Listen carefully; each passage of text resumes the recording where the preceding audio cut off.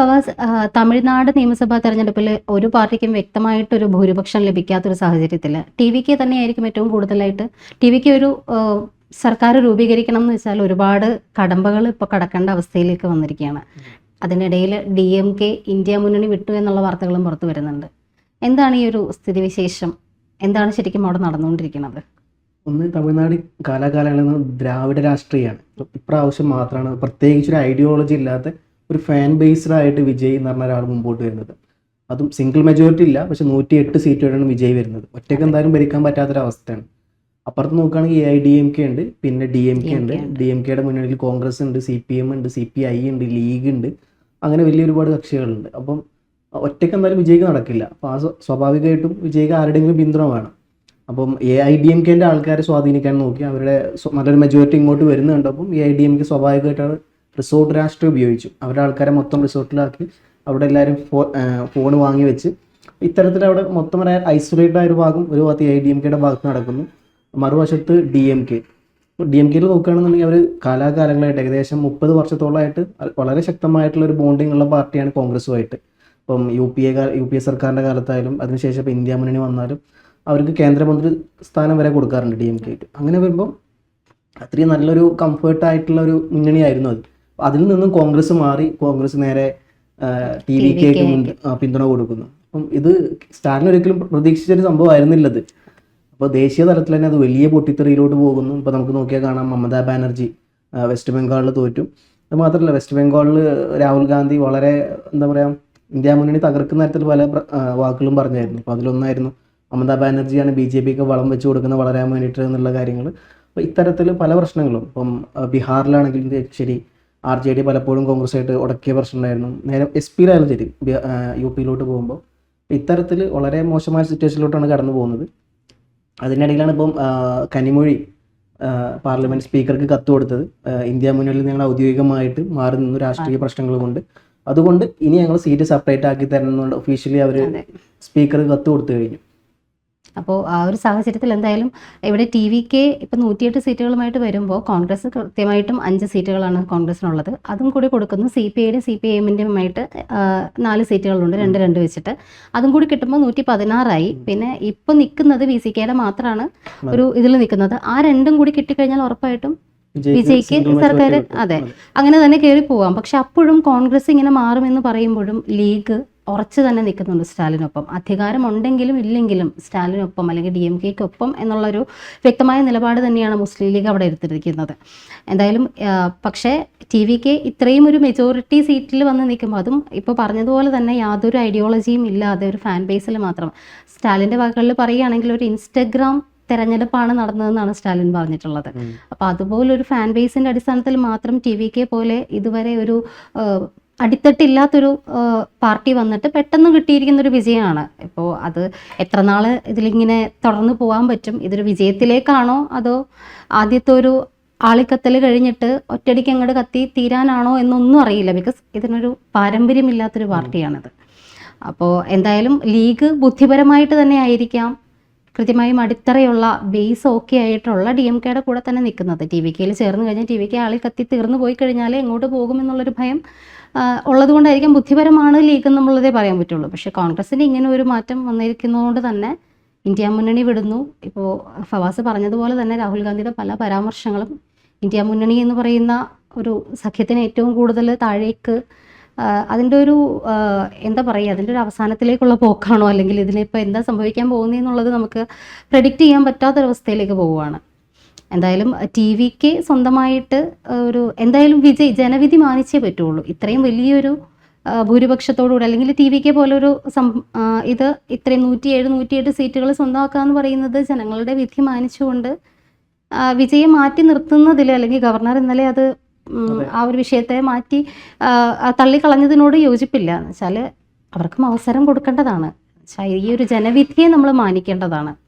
അപ്പോൾ ഉറപ്പായിട്ടും വിജയ് സർക്കാർ രൂപീകരിക്കട്ടെ. അതിനപ്പുറത്തേക്കുള്ള കാര്യങ്ങളൊക്കെ ഇപ്പോൾ VCKയുടെ കൂടെ അറിയാനുള്ളൂ. അതുകൂടി വന്നു കഴിഞ്ഞാൽ അറിയാം കൃത്യമായിട്ടും. പക്ഷേ ഇത്രയും ദിവസമായിട്ടും യാതൊരു തീരുമാനത്തിലേക്കും എത്താൻ പറ്റുന്നില്ല എന്ന് പറയുന്നത് കുറച്ച് മോശമായിട്ടുള്ള കാര്യം തന്നെയാണ്. അപ്പോൾ ഇതിൽ 3 കാര്യങ്ങളുള്ളത്. ഒന്ന്, ഗവർണറുടെ കാര്യത്തോട് ഇപ്പോൾ സ്വാഭാവികമായിട്ടും ഏറ്റവും വലിയ ഒറ്റകക്ഷി ആരാ, അവരെ ഇത് തെളിയിക്കാൻ വേണ്ടിയിട്ട് പിന്നെ സഭയിലോട്ട് വിളിക്കാറുള്ളത്. സഭയിലാണ് അവർ ഭൂരിപക്ഷം തെളിയിക്കേണ്ടത്. അപ്പം അതിൽ നിന്ന് വളരെ വ്യത്യസ്തമായി ഗവർണർ പറഞ്ഞത് നിങ്ങൾക്ക് ഭൂരിപക്ഷം ഉണ്ട് എന്നുള്ളത് എന്നെ തെളിയിക്കണം, അപ്പോൾ 118 പേരുടെ ലിസ്റ്റുമായിട്ട് എൻ്റെ അടുത്തോട്ട് വരണം എന്നാണ്. സ്വാഭാവികമായിട്ട് നടക്കാറുള്ളത് ഏറ്റവും വലിയ ഒറ്റ മുന്നണി ആരാ അവരെ ഇതിലോട്ട് വിളിക്കും. അവർ പിന്നെ അവരെ ഭൂരിപക്ഷം തെളിയിക്കേണ്ടത് സഭയിലാണ്. ആ ഒരു സമ്പ്രദായം മറന്നുകൊണ്ടാണ് ഗവർണർ ഈ ഒരു കാര്യം ചെയ്തത്. അപ്പം അതിന് നിയമവശമായ കുറച്ച് കാര്യങ്ങളും ഉണ്ട്. ചില ആൾക്കാർ അതിനെ സപ്പോർട്ട് ചെയ്യുന്നവരുണ്ട്, അങ്ങനെ വേണമെന്നില്ല എന്ന് പറയുന്നവരുണ്ട്, വേണമെന്ന് പറയുന്നുണ്ട്. പക്ഷേ സമ്പ്രദായം നമ്മൾ വരുന്നൊരു ഫോളോ ചെയ്യുന്നൊരു പ്രൊസീജിയർ എന്ന് പറഞ്ഞാൽ ഈ പറഞ്ഞ പോലെയാണ്. ഏറ്റവും വലിയ ഒറ്റ മുന്നണി ആരാ അവർക്ക് കൊടുക്കും നോട്ടീസ്. അവർ സഭയിൽ വന്നിട്ടാണ് അവരെ ഭൂരിപക്ഷം തെളിയിക്കാറുള്ളത്. രണ്ടാമത്തെ കാര്യം ലീഗിൻ്റെ കാര്യം. ഇപ്പോൾ ലീഗിനെ സംബന്ധിച്ചിടത്തോളം സത്യം പറഞ്ഞാൽ ലീഗ്, കോൺഗ്രസ്, CPM, CPI ഇവരൊന്നും തമിഴ്നാട്ടിലൊന്നുമല്ല. DMK ഇല്ല എന്നുണ്ടെങ്കിൽ DMKയുടെ ചിറകിൽ കയറിയിട്ടാണ് ഇവരൊക്കെ ജയിച്ച് വരുന്നത്. സ്റ്റാലിൻ വിചാരിച്ചത് ഈ പറഞ്ഞ പോലെ ആ ഒരു കൂറ് സ്റ്റാലിനോട് ഇവർക്ക് ഉണ്ടാവും എന്നുള്ളത് ഒരു ഉദാഹരണം ഉണ്ടായിരുന്നു അവർക്ക്. ഈ പറഞ്ഞ പോലെ ഈ മുന്നണികളെല്ലാവരും ഇപ്പം CPM മാറും, CPI മാറും, കോൺഗ്രസ് മാറും. ലീഗിനെ സംബന്ധിച്ചിടത്തോളം അവർക്കറിയാം ഈ പാർട്ടി എന്ന് പറഞ്ഞാൽ Aam Aadmi portal പാർട്ടിയാണെന്നുള്ളത്. 2014 Aam Aadmi India അഗെയിൻസ്റ്റും corruption എന്ന് പറഞ്ഞ ഒരു മൊമെൻറ്റിലൂടെ കയറി വരുന്നു. അന്ന ഹസാരയുടെ ഫേസ് വെച്ചിട്ട് കേജ്രിവാൾ അവിടെ ഭരണത്തിൽ കയറുന്നു. 2014 ചെറിയ ഭൂരിപക്ഷത്തിലും കോൺഗ്രസുമായിട്ട് അലയൻസ് കൂടി ജയിക്കുന്നു. കുറച്ച് മാസങ്ങളോളം കഴിഞ്ഞിട്ട് ആ സഭയുടെ താഴെ വീഴുന്നു. വീണ്ടും കേജ്രിവാൾ മത്സരിക്കുന്നു. നല്ലൊരു സീറ്റ് 90 സംതിങ് സീറ്റുമായി ബന്ധപ്പെട്ട് എടുത്തിട്ട് വലിയ ഭൂരിപക്ഷത്തിലാണ് അവിടെ കേജ്രിവാൾ വരുന്നത്. 2ാം പ്രാവശ്യം കേജ്രിവാൾ ജയിക്കുന്നു. 3ാം പ്രാവശ്യം കേജ്രിവാൾ ചിത്രത്തിൽ നിന്ന് ഇല്ലാണ്ടായി പോകുന്നു.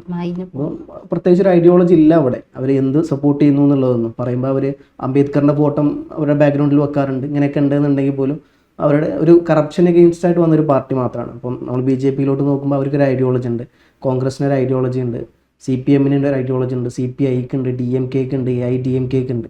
അപ്പോൾ ഇതുപോലെ വന്നൊരു പാർട്ടിയാണ്, ഐഡിയോളജി ഇല്ലാതെ വന്നൊരു പാർട്ടിയാണ് TVK എന്ന് പറഞ്ഞു കഴിഞ്ഞാൽ. അപ്പോൾ എത്രത്തോളം കാലം ഇത് നിലനിൽക്കുന്നറിയില്ല. ഒരു ലോങ് ടേം വിഷനറി വെച്ച് നോക്കുമ്പോൾ ചിലപ്പം അതിവിദൂരമല്ലാത്ത ഭാവിയിൽ ഈ ഒരു മുന്നണി അല്ലെങ്കിൽ ഈ ഒരു TVK എന്ന് പറഞ്ഞ പാർട്ടി ഇല്ലാണ്ടാവും. അപ്പം അതുകൂടി കണ്ടിട്ടായിരിക്കും ലീഗ് DMKയുടെ കൂടെ തന്നെ നിന്നത് എന്നുള്ളത് എനിക്ക് തോന്നുന്നു.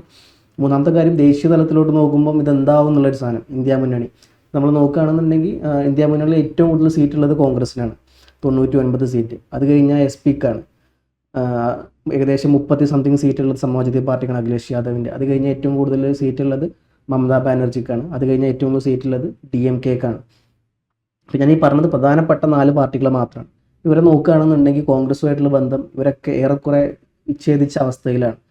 ഇപ്പോൾ വെസ്റ്റ് ബംഗാളുമായി ബന്ധപ്പെട്ട കാര്യങ്ങൾ രാഹുൽ ഗാന്ധി ഔദ്യോഗികമായിട്ട് പറഞ്ഞതാണ്. മമതാ ബാനർജിയാണ് BJPക്ക് വളം വെച്ച് കൊടുക്കുന്നത് വളരാൻ വേണ്ടിയിട്ട് എന്നുള്ള കാര്യം.